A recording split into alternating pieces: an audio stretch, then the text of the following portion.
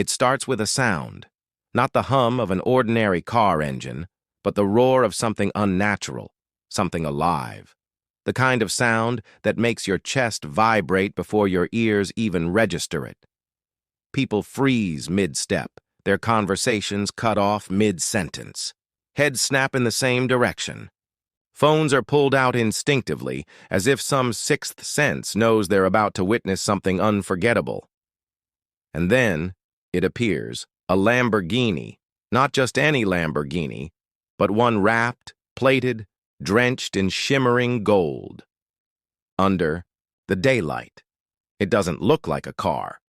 It looks like a moving sculpture, like some impossible machine carved out of treasure. Every curve, every edge catches the sun and throws it back into the eyes of the crowd, forcing people to squint, to shield their faces, yet still stare in disbelief. It glides through the street not like a vehicle, but like a creature that doesn't belong to this world. For a moment, nobody even notices the driver. That's how overpowering the gold is. It dominates the scene, silencing traffic, swallowing the sounds of the city. The Lamborghini looks as if it should be locked behind glass in a museum, guarded by velvet ropes and alarms. Or maybe parked in front of a royal palace, reserved for kings and oil barons. But here it is, rumbling down an ordinary street, forcing the extraordinary into the everyday. Whispers ripple through the crowd. Is it real gold? How much could it possibly be worth? Who on earth could afford to do this? The disbelief mixes with envy, fascination, even anger. People lift their phones higher, craning for the perfect shot, like witnesses to some fleeting miracle. And then comes the detail. The one that transforms the sight from a spectacle into a legend. That golden Lamborghini wasn't leased. It wasn't financed.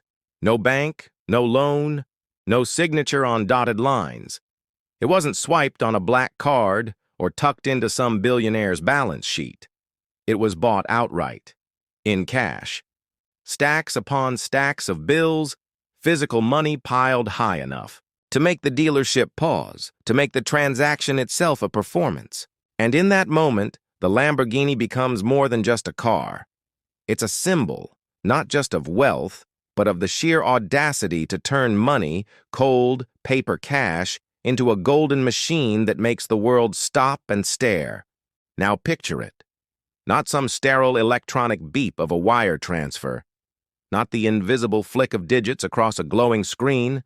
This is louder, heavier, primal. A man walks in carrying duffel bags. Not one, but several. The kind of bags that sag under their own weight, seem stretching, zippers straining. When he drops them on the showroom floor, the sound is brutal, like a gunshot bouncing off glass and steel. Every head turns. The moment those bags split open, the air changes. Out spill stacks upon stacks of banknotes, bricks of cash, rubber-banded, tight, perfectly squared, piled like ammunition for a war no one expected. You can smell it before you even process what you're seeing. That sharp, chemical tang of fresh ink and new paper, the scent of money straight from the mint. The salesmen freeze. They've dealt with rich men before, men who never touch. Bills, men whose cards clear purchases worth more than nations' yearly wages. But this isn't finance. This isn't business. This is theater. This is spectacle. It's a man dragging the physical weight of fortune into the room and slamming it down for the world to hear. And the man himself? He doesn't boast, doesn't bargain, doesn't even bother with words. He lifts his chin, gestures casually toward the golden Lamborghini gleaming under the lights, and nods once, like a king claiming what was already his. Then he stands there, silent, while the fortune is unpacked and spread across the desk, each stack slapped down under fluorescent lamps. The rhythmic thud, thud, thud of money being counted becomes a soundtrack, a drum beat, a ritual. In that moment, it's no longer about the car. It's about the statement, the power, the audacity. A man buying not just a machine of speed and beauty, but carving his legend into the room with nothing more than paper and silence. The story doesn't just sit quietly inside the dealership walls, it escapes. At first, it's whispers between staff, a rumor passed over coffee, a smirk exchanged in the break room.